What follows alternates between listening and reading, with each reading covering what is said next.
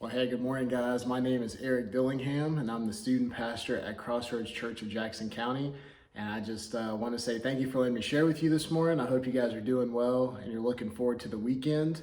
I think during this time of 2020, we've all been a little anxious. We've all kind of had some depressed times, some discouraged times. And so today I want to share with you a story about one of God's prophets in the Old Testament who was going through a very anxious time of his own life and a time where he got really depressed after a really big victory. You would think he wouldn't have gotten that way after a really big victory, but he did. He got very anxious and very depressed, and we're going to see what happened in the life of Elijah. So if you will turn to 1 Kings chapter 19 with me, and we'll get started there, okay? So if you've ever heard of the name of Elijah, you probably heard the story of how he competed against these false prophets, and they said, let's have, I guess kind of a competition is a good way to say it, like whose God is real.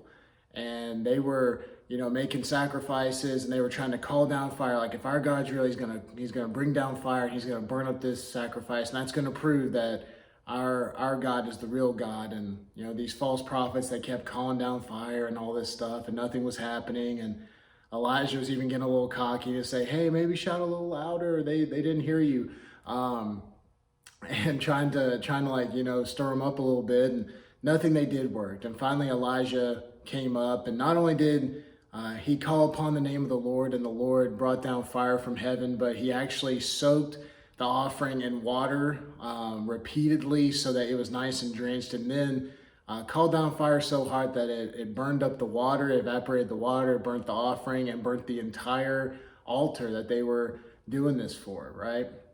And so you would think Elijah would be on cloud nine. He just performed one of the greatest miracles ever recorded in the Bible with God's power. And he gets some news from the queen at that time, Queen Jezebel. She was an evil ruler with her husband, and she was friends with all the prophets of the false god and all this. So basically she said, I'm gonna take your life, like I'm gonna come after you, nothing's gonna stop me from coming after you. And Elijah got really scared. And you would think with what he just did that Elijah would be able to overcome that and be confident, but he got so scared that he left and fled to the desert.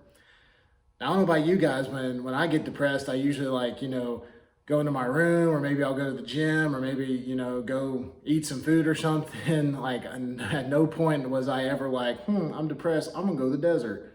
No, like I've never been that depressed or anxious about anything that I wanted to go to the desert. And the Bible actually says he went there and asked the Lord to take his life. Like, just let him go. And the Lord said, no, and he fell asleep. When he woke up, there was some food there and some water. An angel of the Lord woke him up and said, you need to eat and drink because you're not strong enough for this journey. So he ate and drank it, fell asleep, and then the angel woke him up again. Hey, you're still not strong enough. I need you to go and eat this and drink this. And it helped him, it revived him a little bit. It helped him get some energy back. And so he kept wandering in the desert and came to a cave. And this is where our story picks up. We're going to be in verse 9. It said, there he came to a cave. This is 1 Kings 19, verse 9. There he came to a cave and lodged in it. And behold, the word of the Lord came to him, and he said, what are you doing here, Elijah? He said, I have been very jealous for the Lord, the God of hosts. For the people of Israel have forsaken your covenant, thrown down your altars, and killed your prophets with the sword. And I, even I only am left, and they seek my life to take it away. And the Lord said to him, go out and stand on the mount before the Lord. And behold, the Lord passed by, and a great and strong wind tore the mountains and broke into pieces the rocks before the Lord. But the Lord was not in the wind. I want you to remember that. The Lord was not in the wind. And after the wind, an earthquake, but the Lord was not in the earthquake either. And after the earthquake, a fire, but the Lord was not in the fire. And after the fire, there was a sound of a low whisper, right? And when Elijah heard it, he wrapped his face in his cloak and went out and stood at the entrance of the cave. And behold, there came a voice and said, what are you doing here, Elijah? And Elijah said the same thing. I'm very jealous for the Lord. Your people have forsaken your covenant. They seek to take my life. And he was just so very anxious. But then God told him, he said to return from the wilderness of Damascus, and when you arrive, you will anoint a new king of Syria. And he gave him some other instructions. But here's the thing. Elijah thought he was alone. We skip down to verse 18. He thought he was alone. He thought that all the other prophets of the Lord had been killed, that God had just left him, and all these things after that great victory with the rain and fire down. But God said, I have left 7,000 in Israel whose knees have not bowed to Baal. And so there's a couple of takeaways I want to share with you that I get from this story. First of all, there are so many times when we get distracted by all these little things going on in our lives. We get really fixated on them and we get depressed and we get anxious about them. But sometimes those things are just that, they're distractions, trying to take our eyes off of the Lord, right? It said that there was a great gust of wind, right? We had storms last week, but I don't think it was anything like this. But it said the Lord wasn't in the wind. Did the Lord allow the wind? Did he cause the wind? I believe so. But he wasn't in the wind. That wasn't his purpose. He said there was an earthquake, but he wasn't in the earthquake. There was a fire, but he wasn't in the fire. But the next thing you know, he was in that small little whisper that Elijah heard.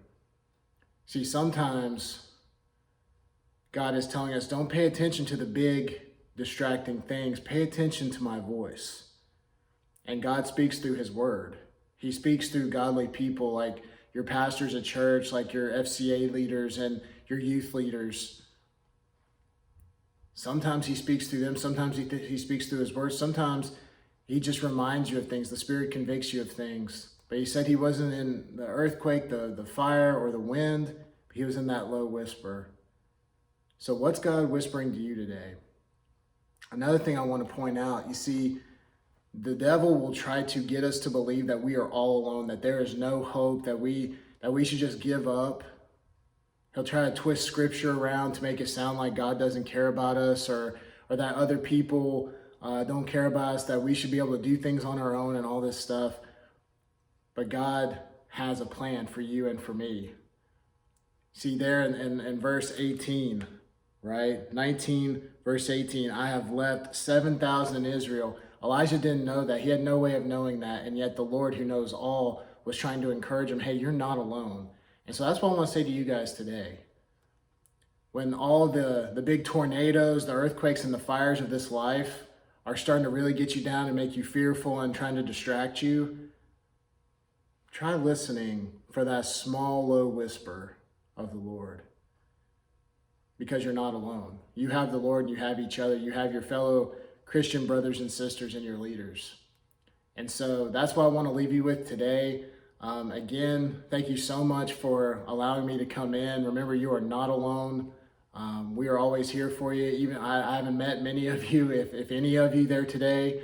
But if you don't have a church home, I'd love to see you at Crossroads Church of Jackson County. It's over behind the Dairy Queen in Jefferson. Wednesdays at 6:30. If you already have a church, I would encourage you to get plugged in there. And guys, don't ever feel like you're alone, because God's got you and we got you. Love you guys. I'll see you. Peace.